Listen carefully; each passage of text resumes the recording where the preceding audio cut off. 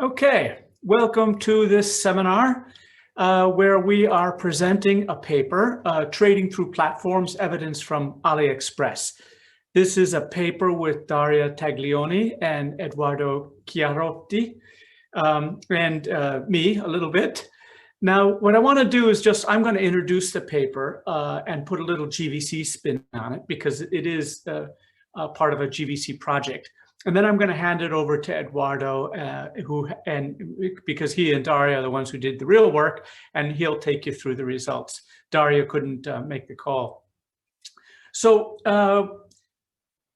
this is really a paper mostly about trade and e-commerce platforms. That's the basic, is showing that e-commerce platform, one in particular, AliExpress, is promoting exports.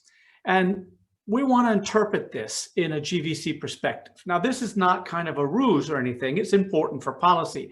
Many developing nations are finding it very hard to join GVCs, but if this is a way to join GVCs, it's easier, especially for small and medium enterprises.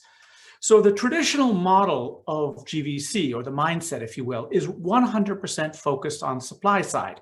In other words, it's about how people produce things, and how it actually gets to the consumer and knowing what the consumer wants, that's just left to hand waving. Now, that is really too simplistic for the real world.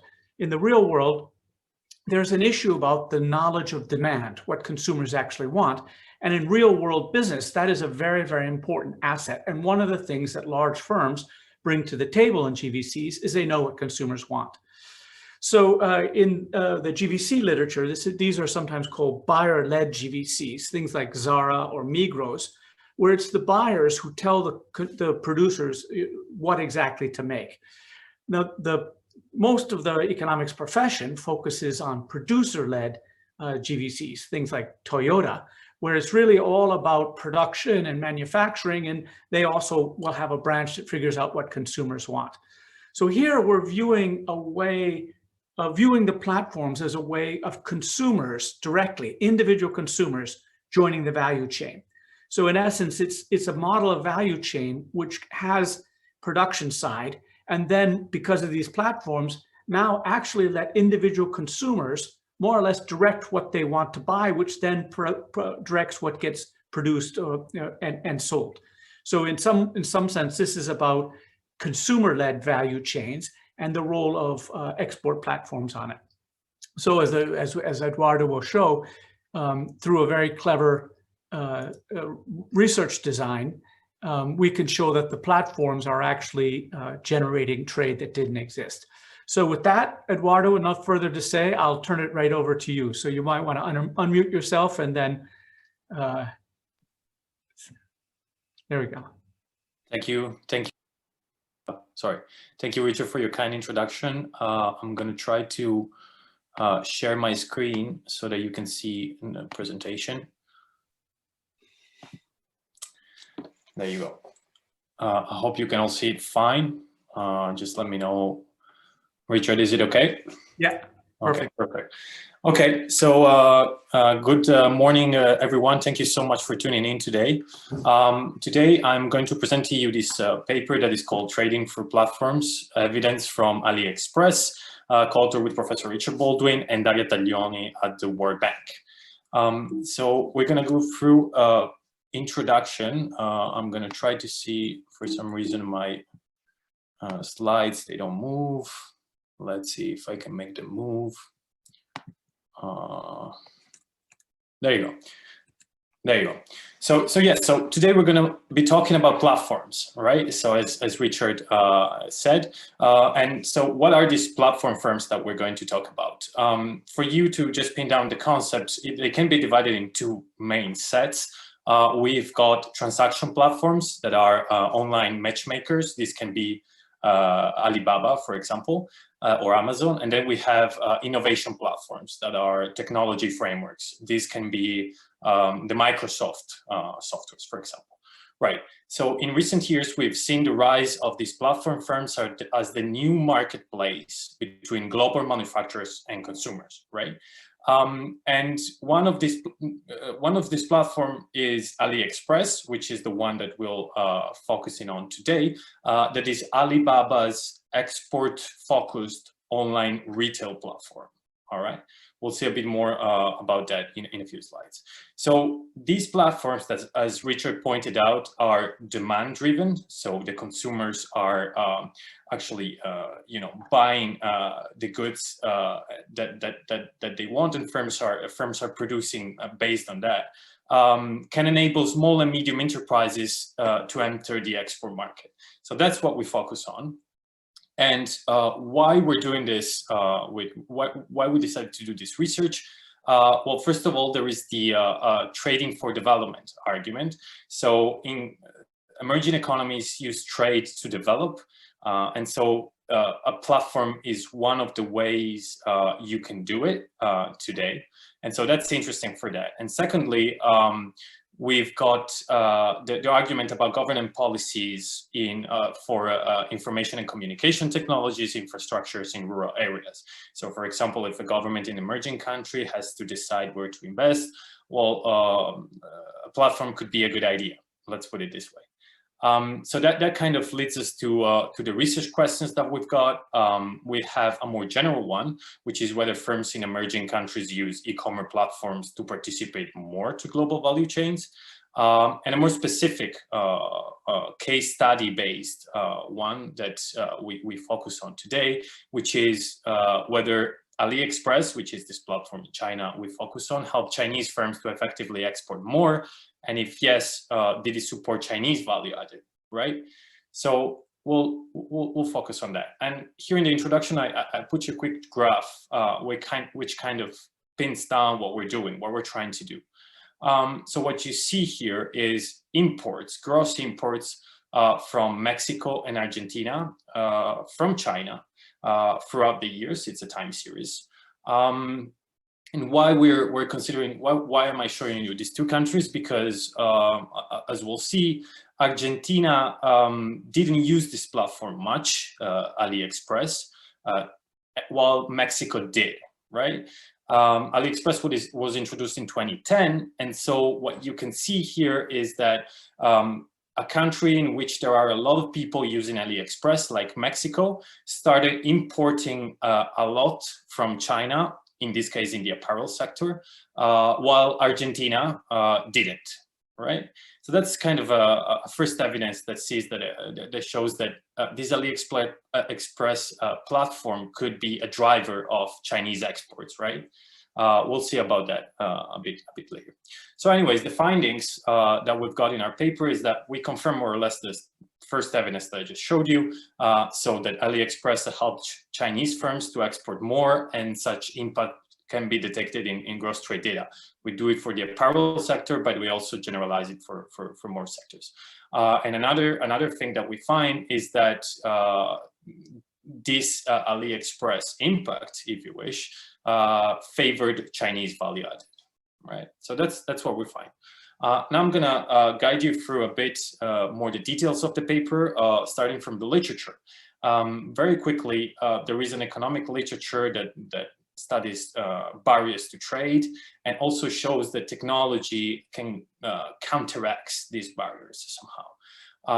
And the literature also focuses on platforms of different types, not just about e-commerce platforms, but all sort of sales platforms, and also says something about AliBaba, focusing on rating measured reputation or concentration of superstar exporters. Now, where we fit in the literature is that to the extent of our knowledge, we are sort of the first to provide evidence that an e-commerce platform can really boost trade, or, to connect to the words of Richard, can create trade where there was not before, right? So that's the first kind of contribution that we give. And then a second contribution is that we show that a platform can boost and favor the value added of local firms, rather than the value added of foreign firms. So moving on to just make you understand a bit what are we talking about. So again, AliExpress was introduced in 2010 by Alibaba, and it's an export-focused online retail platform, right? So on this platform, only Chinese firms can sell goods, and only non-Chinese consumers, like us in Switzerland, can buy goods. Okay, that's the company's rule. Now, and this platform grew a lot through the years. The main takeaway from this slide is that this platform is big, is pretty big. I didn't know it before starting this research, but you know, the flows of goods traded on this platform are relevant. So as an identification strategy that we use to measure this AliExpress impact, we exploit this fact that only non-Chinese consumers can buy goods on AliExpress. Now, if you take this notion and you couple it with, let's say, internet website data, you can see where the visitors of AliExpress are. And you know that all these visitors will be consumers and not firms, right? And so you can use this location of the visitors on AliExpress to kind of locate where the consumers are across countries. And so you can use this as a predictor of trade exports from China to the rest of the world. Now, if this is going to be a good predictor of Chinese exports, then it may be the case that AliExpress is actually contributing in driving them. While if it's not a good predictor, then AliExpress is not, you know, relevant enough to do it and to drive exports. And so that's what we're doing in a little, you know, panel data analysis. But that's essentially what we do. We have data sources here. Again, our variable of interest will be gross imports from China, and then our predictor of interest will be the share of worldwide visitors on AliExpress.com by country. So, for example, Russia has a lot of AliExpress visitors, so Russia will have 12% of this variable, right? And then we saw Mexico and Argentina before, and all the other countries will have their percent. So we have a panel of 42 countries over the years, and we can have a look at the data a bit more later on in the Q&A session if you want. So this map is just for give you an idea where these visitors are, how they're spread around the planet. And again, Russia has a lot, United States has a lot, so we can go back to it a bit later. But you see, it's pretty spread around the globe. And this slide more or less shows you very quickly what we find. So that's a graphical representation of what we do in a way. So here what you got on the x-axis is this variable of AliExpress visitors. So for example, you see Russia on the right corner of the graph that has 12% of AliExpress visitor, a huge number. And then on the y-axis, you have the apparel imports of these countries from China after 2010 compared to before. And so what this graph tells you is that the countries that have more AliExpress visitors, right, are also the ones that had the bigger increases in the imports in the apparel sector from China after 2010, which is the year when AliExpress was introduced. And so that's our positive correlation, and that's, if you want, some sort of evidence that AliExpress may be driving Chinese exports. This is just a little regression table, is the baseline results. I'm not gonna stay too much on this, but that's what we find. And in the bullet points, you know, you have the kind of interpretation of these results. And we also try to give some sort of quantitative interpretation. So for example, the impact that we find is about $32 million with the US, and 15 without the US. Of course, the US is a big player here, so it changes. Right, so moving on, we did a lot of extensions to this analysis. We run a bunch of robustness checks and generalization to all sectors, not just the apparel sector. Again, the apparel sector is really heavily traded on AliExpress, but you can generalize to all sectors. We do a little exogeneity analysis and then some standard gravity framework. So we can come back to this a bit later on in the Q&A session. And then, yeah, the second part of the paper. So while we tested, as you've seen, that AliExpress may be driving Chinese exports, and then secondly, we tried to see whether AliExpress is supporting value-added produced in China by Chinese firms and not by foreign firms. That's important from a policy perspective, if you wish, because as a policymaker, you may be interested that your platform is actually helping your firms and your country to develop rather than other countries, you know. And that's what we find again. Again, this is another regression table. If you want, we can go into it a bit more in the Q&A session.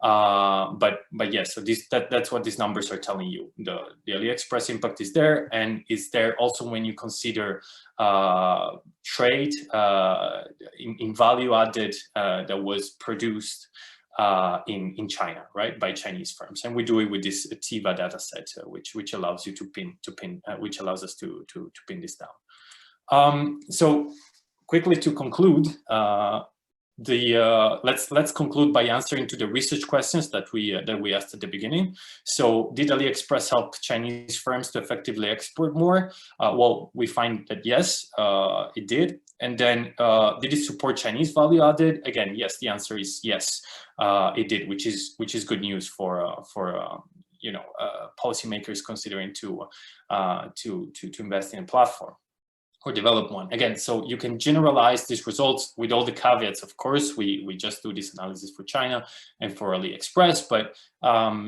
since we find this evidence, this is in the literature, there's not much about this, then you could say, okay, AliExpress has worked to boost Chinese exports and help the value added produced in China. Let's also do it somewhere else, right? So that's some sort of policy conclusion that you can draw in a way from this. So thank you so much for your attention. It was a fairly quick presentation. I am going to take your questions now in the Q&A. Thank you.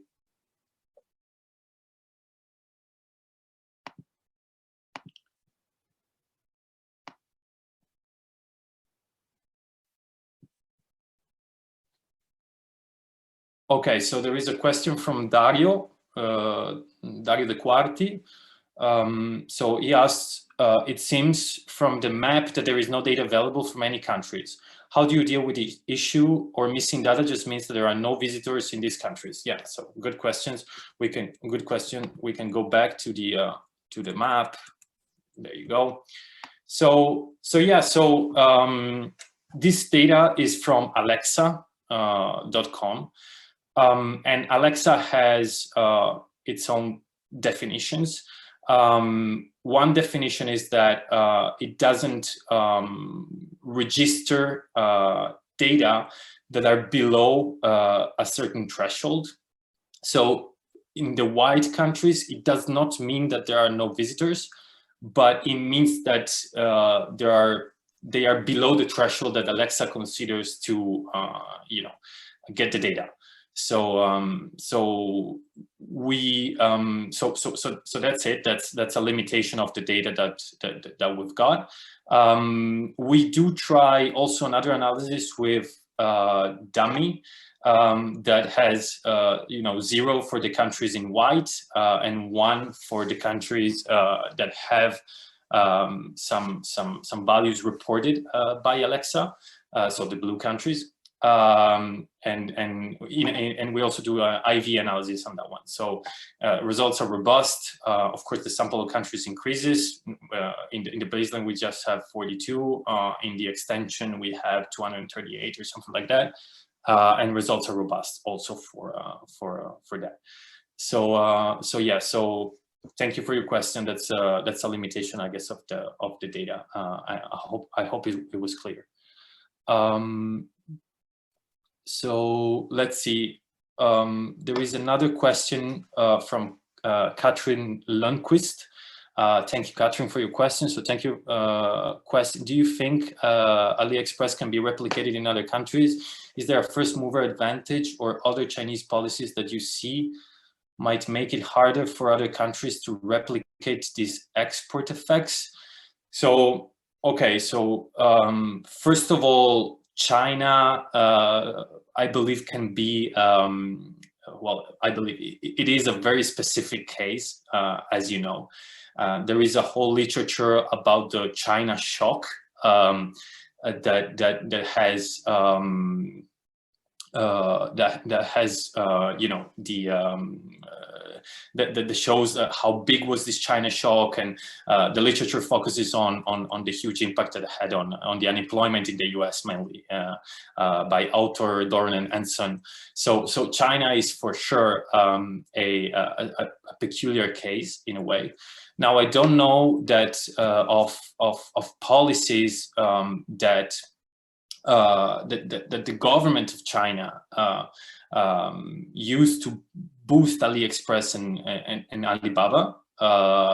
They may have had quite some help.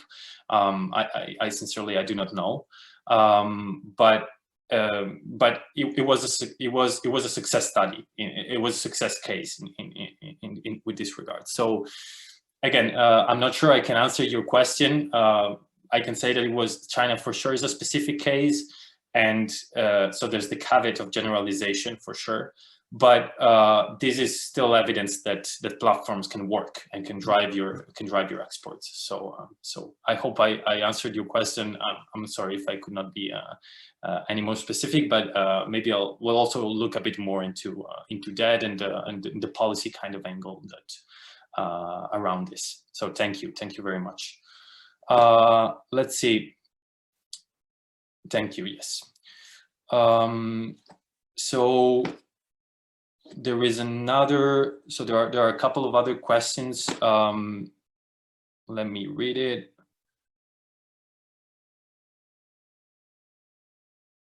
So this one we partially already answered.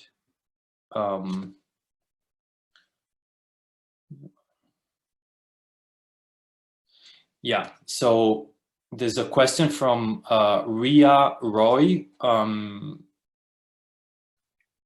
So the question is about if I could go in a little bit more details on the results we found on the GVC results, right? Yeah, so let me try to go to find back the table. Yeah, so there you go. So without going again too much into the details, then if you have further questions, I can send you the paper. What we do here is that we take the TIVA data. TIVA is a data set that allows you to disentangle the value-added components of trade.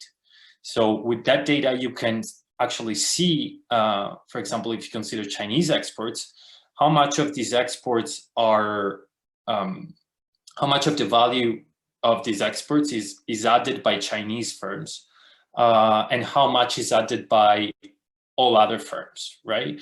So as you know, in a global value chain logic, a country imports to then re-export, right? And so it could be that, you know, for example, this trade that AliExpress is boosting is rich in a value added from Mexican firms or other firms, for example, right? And so if that was the case, then yeah, AliExpress could be great, but it's not really helping your firms. It's not really helping, I'm saying it in a really, you know, direct way, is not helping Chinese workers, right? Because that's what value added is about. To simplify it to the extreme. So yeah, so that's what we're trying to do here. We run the same kind of exercise that we run with gross Chinese exports, just and that's panel A, right? That kind of confirms the results that we find with not the TIVA data, but with gross export data. So column 1 is about, you know, all is about the apparel sector. Column 2 is about all sectors that can be traded on AliExpress. We define them in a way that it's again, it's written in the paper. I can send it to you. Column 3 shows you the sectors that are not traded on AliExpress, and so what you can see is that the coefficient is much bigger for the sectors traded on AliExpress in column 2, and column 4 shows you whether this difference is statistically significant. Okay, which is the triple interaction that you see right there. So that's with the with the gross export data, and what we see in panel B is that this is mirrored by the data in value added only from China. So we disentangle that. We just take the exports in Chinese value added, and what you see is that the results are mirrored, right? And so that's one way to say that AliExpress is also helping Chinese value added. I hope that answered your question. Sorry, it was a fairly long answer. Yes, so absolutely. Yes, so there are a couple of people asking whether we can make the people available. Yes, please email me, or I'll take your names, and maybe through Michael, we'll get back to you, and I'll send you the paper. The paper is not online yet, but I can definitely send you a draft. I'm going through the questions, see if we can get some other. So there's a question from Raymond, says, do you think that the Chinese competitor platforms like Baidu and Tencent generate similar value added for Chinese products? Do they also have to concentrate only on helping exports of Chinese products to foreign buyers? So yeah, so I don't know these platforms.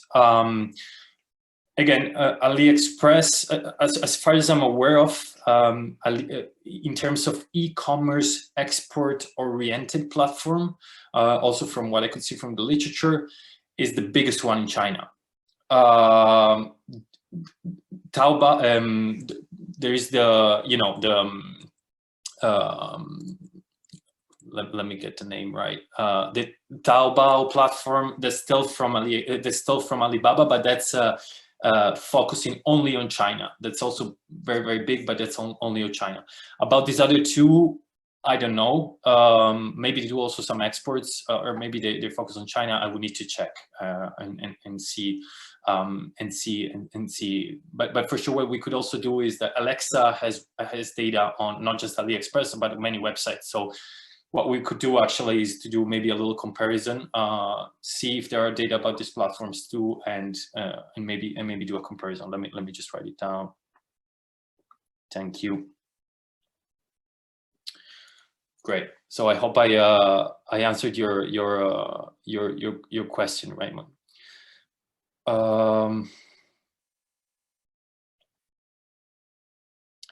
So there is a yeah. So the question of Derek, also whether there will be other platforms, links back to the former question by Raymond. So again, yes. I didn't know of anyone in China. For sure, as far as I know, there's nothing else in the world, I guess, that is like AliExpress, that it's really just, export-oriented for local firms and just to sell to foreigners, right? And that's also was the idea of AliBaba's, CEO when they created it, just to do that. I'm not aware of any other ones. We've got eBay, all the stuff, but it's definitely different. So export-oriented platform, I believe, is the only one that I'm aware of that is as big.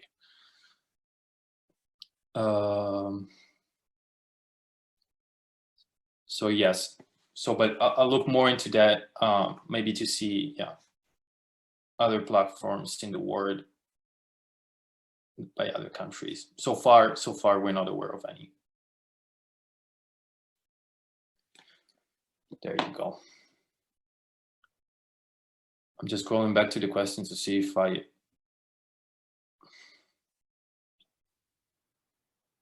lost someone.